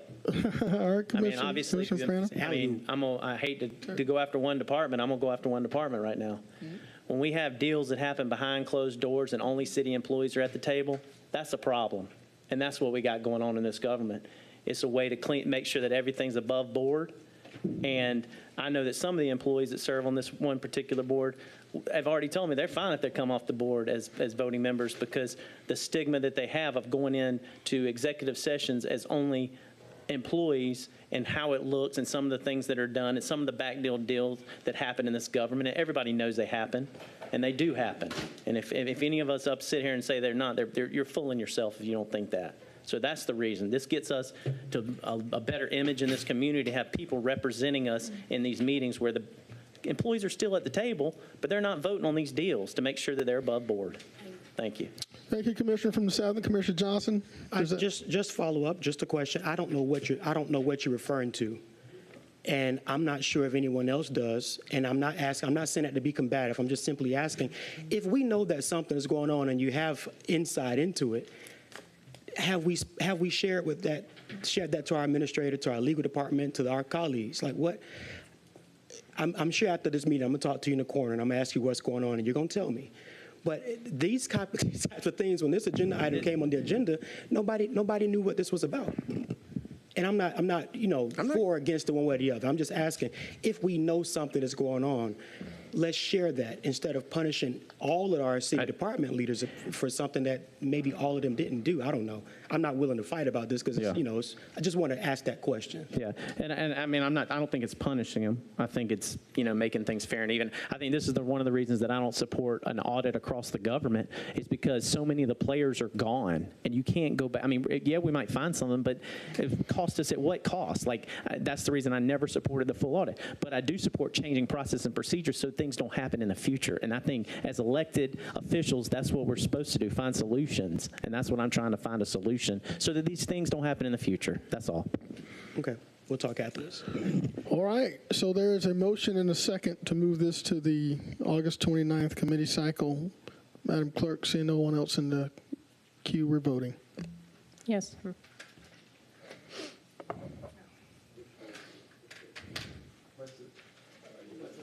The motion is to move this conversation to the August 29th committee cycle, per your recommendation, but gives us time to look at the makeup of the boards and I guess the ramifications to making city employees ex officio.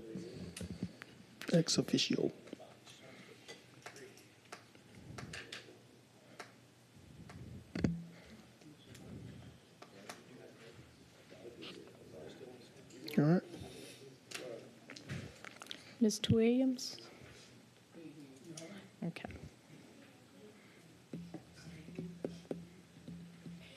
That motion carries 6-3 with Mr. Jordan Johnson, Mr. Bobby Williams, and Mr. Tony Lewis voting no. Mr. Mason and Mr. Garrett out. Thank you, Madam Clerk. Let's move on to the next item. I think that takes us to 21. Is to discuss hiring a consultant to review the operations of animal services. Is that 21? I'm sorry. 21 is consent. You're right. It's 24. All right, ma'am. All right, Commissioner Sean Friner. Thank you, Mr. Mayor. Again, another agenda item to move forward and try to find a solution.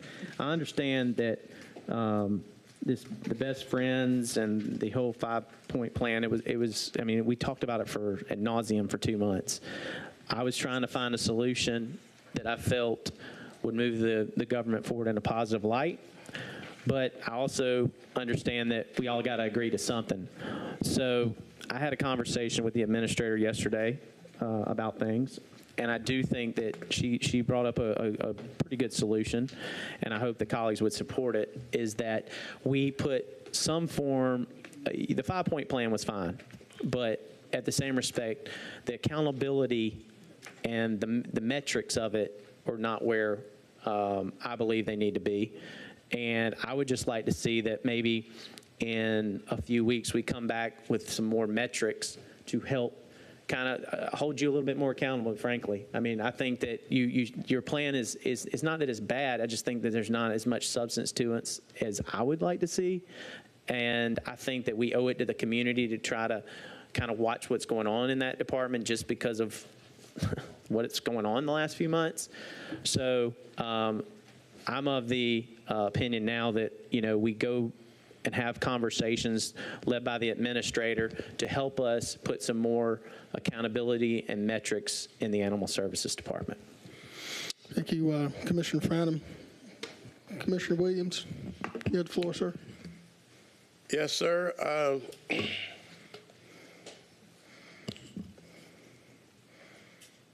I guess I'm trying to figure out, maybe the director can help me. I'm not sure. Why is it that we need a consultant?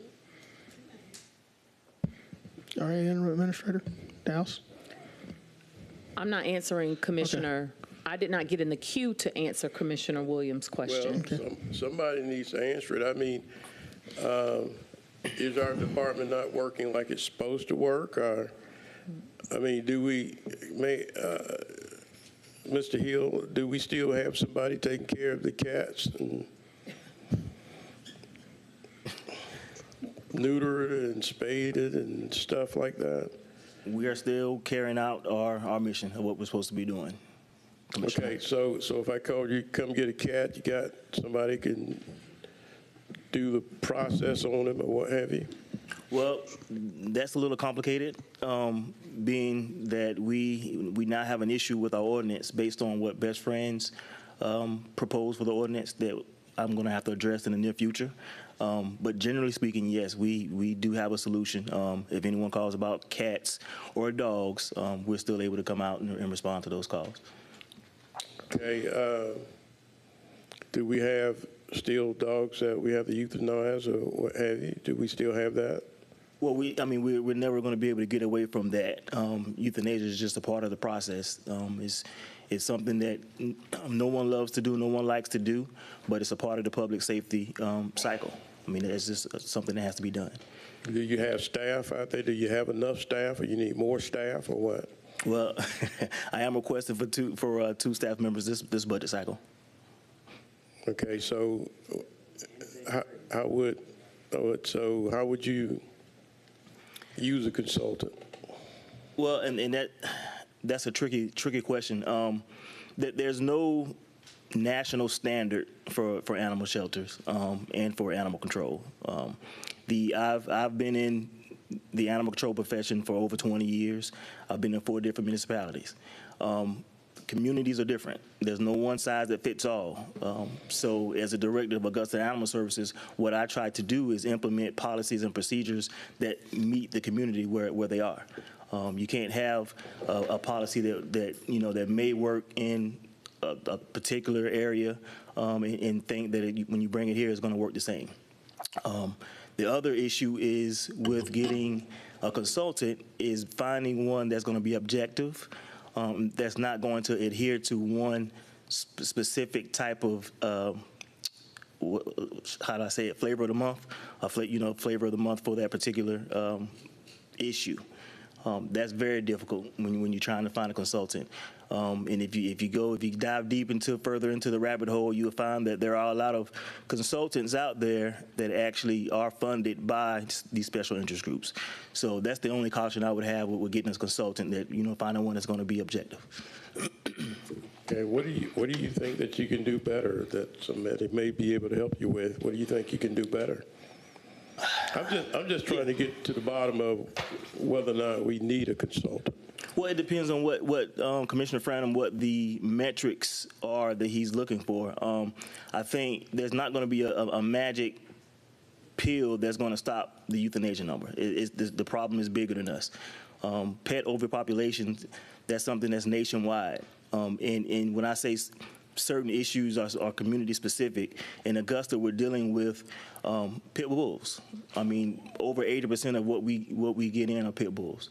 And people just don't want them. And no, I can't say we're just going to euthanize a dog just because it's a pit bull. So we have to behavior assess those. So those are things that we have to struggle with on a day-to-day basis when we're making those decisions. And I think no matter how many consultants you bring in, no matter how much money we try to throw at the problem, is bigger than us. The key issue, the root of the problem, is having access to spays and neuters. That's the key. So that's one of the things that I am requesting for as well. I'm kind of telling my hand for everything that I got planned, but having money set aside for a spay-neuter voucher program. The obstacles I'm running into with that is that there are not a lot of veterinarians in the area that want to participate. But that's the key issue. I had a problem. I did get a dog, and he wouldn't go outside when I told him to go outside. He wouldn't stand in the corner. He wouldn't bark when I told him to bark. He wouldn't roll over. He wouldn't do anything I told him to do. So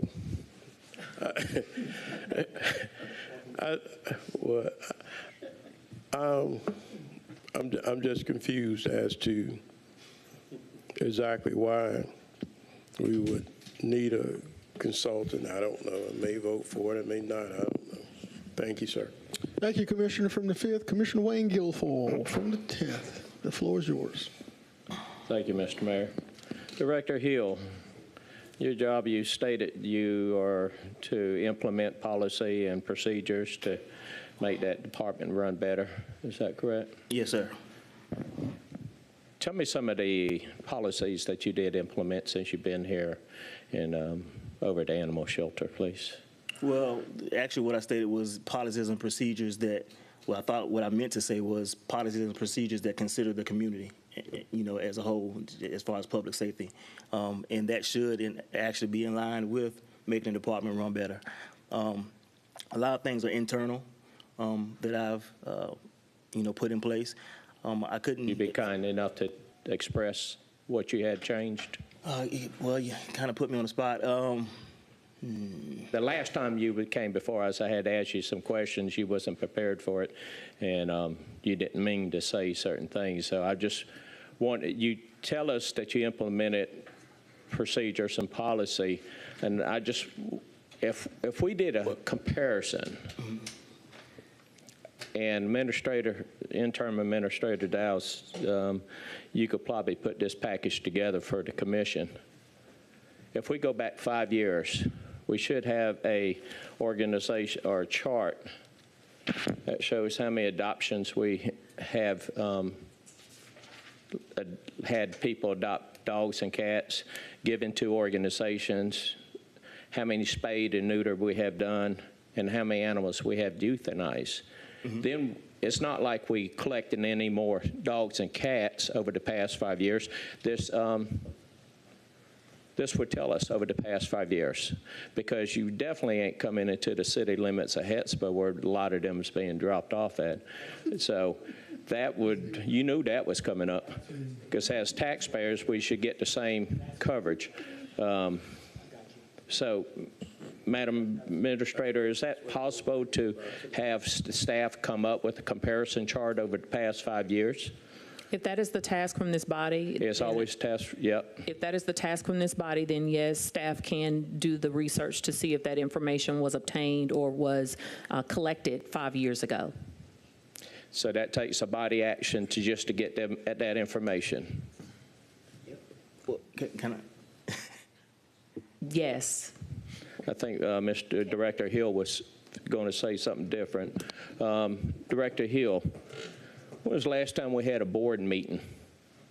Ooh, that's probably been over, I know it's been over a year. Why is that?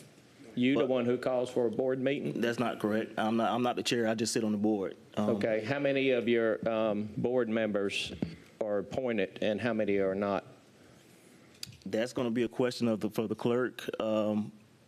It's my understanding that all of them are appointed except myself from the different commissioners. And so there is a chairman of that board? There is. And who might that chairman board? Ms. Mary Jones.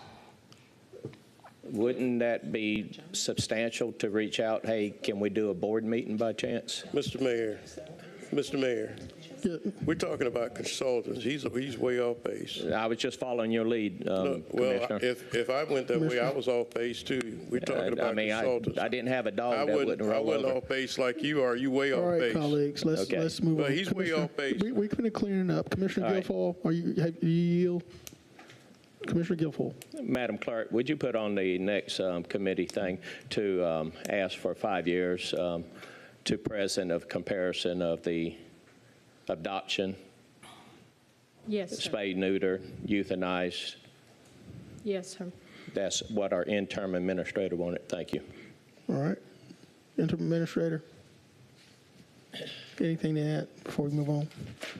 All right. Commissioner Tony Lewis from the 6th, you have the floor, sir. Thank you, Mayor Johnson. Go ahead, Director Hill. I just want to ask for clarification. Now, we don't keep records of what's spayed or neutered because we don't spay and neuter the public's animals, just what we put up for adoption. We Commissioner should end that part of the conversation, sir, because he was off base and he's off base for answering that. Commissioner Lewis, the floor is yours, sir. Madam Clerk, did you get that recorded? That clarification? It's recorded. All right, it is recorded. Commissioner Lewis, you have the floor. Thank you, Mayor Johnson.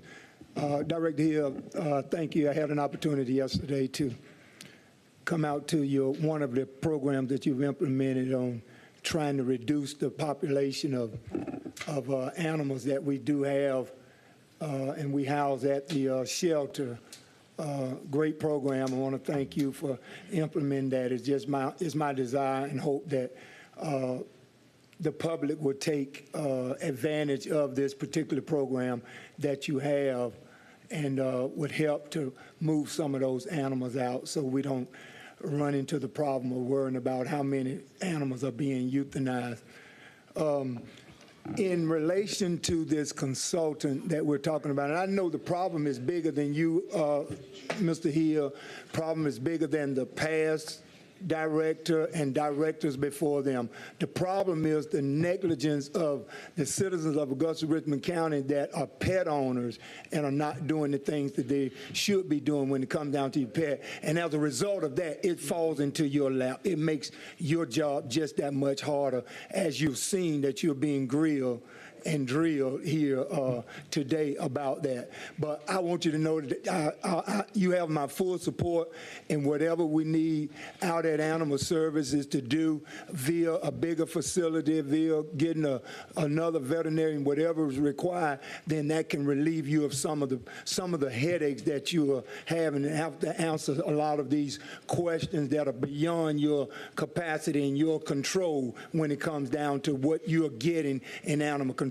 You have a job, your department have a job. When they're called to pick up animals, they got to pick the animals up. They got to house the animals. The animals got to be taken care of. All of those things falls in your lap because of the negligence of pet owners here in Augusta, Richmond County. So with this consultant that my colleague wants to bring on board to help try to, how much impact do you as a director think that having a consultant to come out and help? I know you talk about one that's being objected is going to be number one priority, because there are some that are in line with a lot of these agencies out here that are trying to make Augusta Animal Services look bad, Augusta as a whole, when it comes down to our intake of animals and how we go about doing the business of our animal shelter. How much good do you think a consultant would have and help facilitating you to do your job? That's my question. Based on our circumstances and based on my knowledge, I would not recommend bring a consultant in to pay them money to come and tell us and my staff what we already know. Thank you, Ms. Hill. Thank you, Mr. Mayor. Thank you, Commissioner Lewis. Commissioner Jordan Johnson from the first. Thank you, Mr. Mayor. Question for Mr. Hill. You mentioned your board. Do you know how many vacancies you have on your board? I do not. It's at least 2. Because I know we had one that passed away. So I know there's at least 2. One passed away? That wasn't in my district, right? Because I reappointed somebody.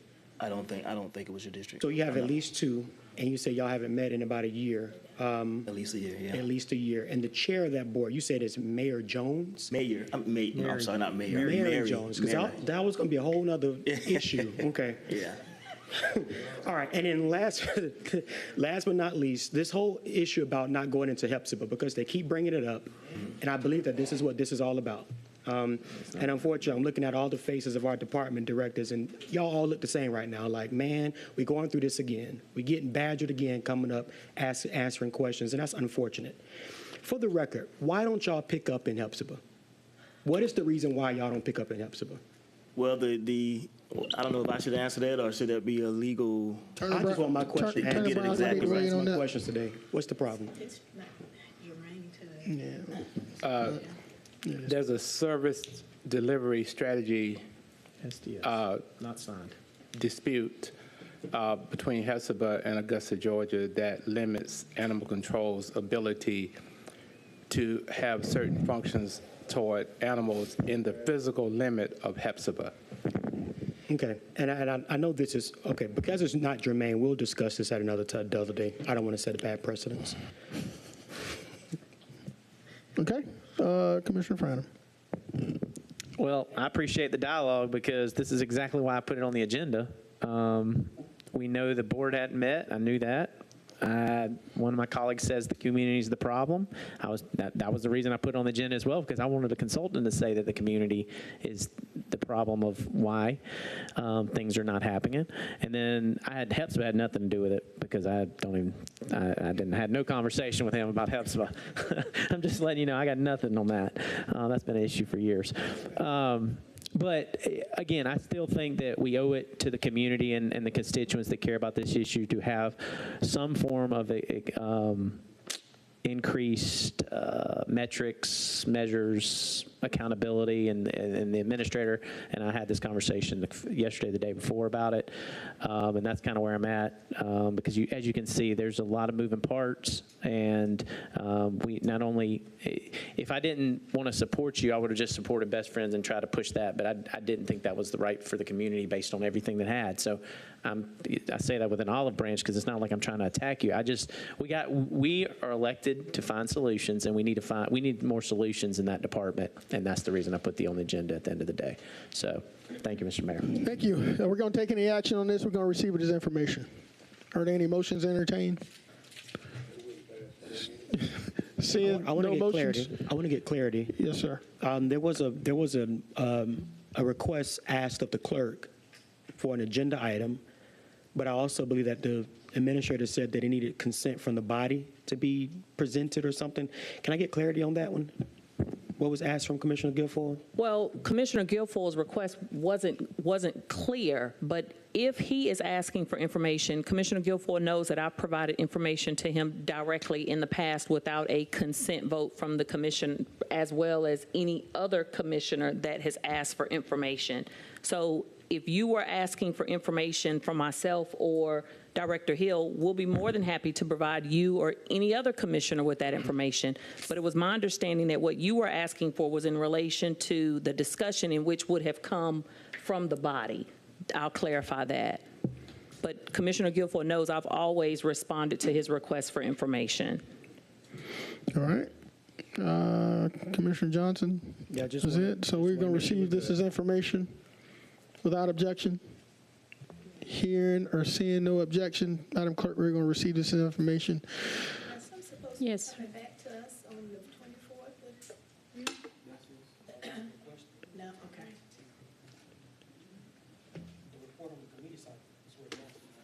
That was another agenda. You talking about the 29th? That was a different. He said next committee meeting. Okay, Commissioner Guilfoyle, can you clarify for this body what you're asking, so we're on the same page? Ms. Morowski got it. She got it. Okay. All right. Committee meeting. Yes, ma'am. All right. Point of clarity, Mr. Mayor. Yes, sir, Ms. Commissioner. Morowski, can you share with us what Mr. Guilfoyle has asked, please? I'm not sure I got it all, Mr. Johnson, No one does, Ms. Morowski. but I will get it off the tape. She will use the tape, pull it off the tape. All right. Madam Clerk, does that conclude our regularly scheduled agenda items? I think that does conclude. That's. She removed those.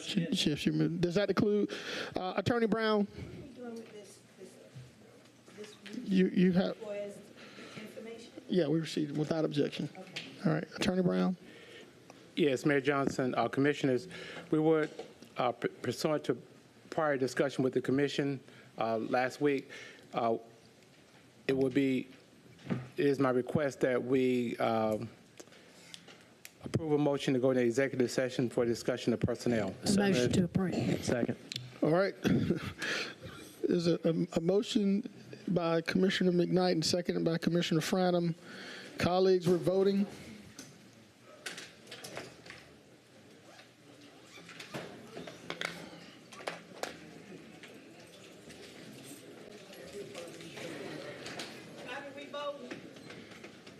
No.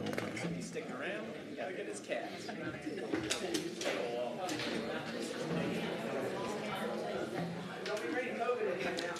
That motion carries 8-0. All right, ladies and gentlemen, we're now suspended to executive session.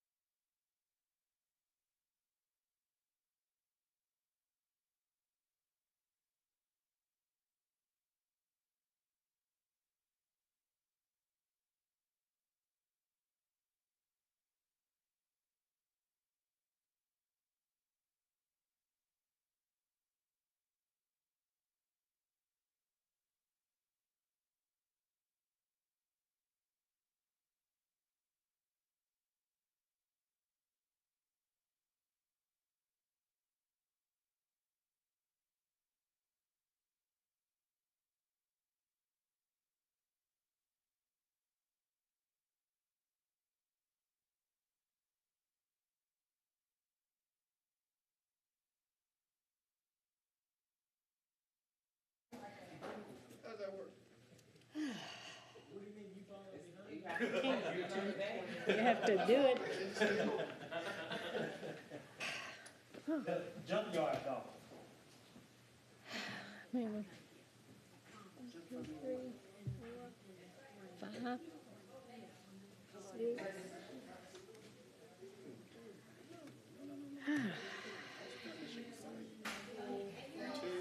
4, 5, 6.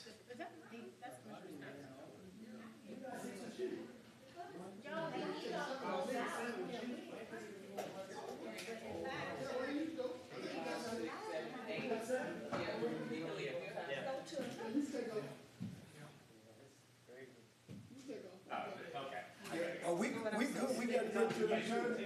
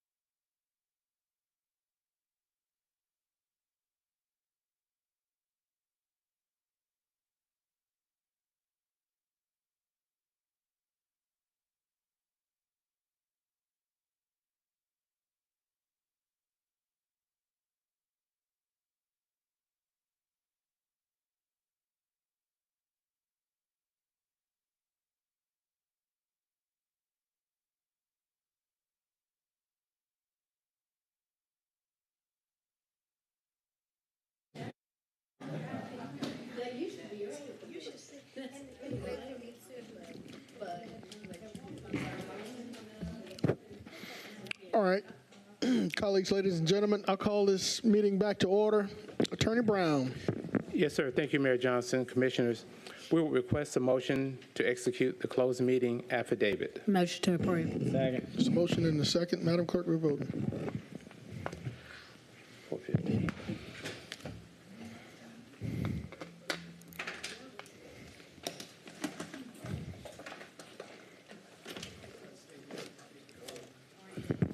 That motion carries 7-0. Thank you. Attorney Brown, are there any motions or any action as a result of our executive session? No, sir, they are not. All right, there are none. This meeting's hereby adjourned. Thank you so much.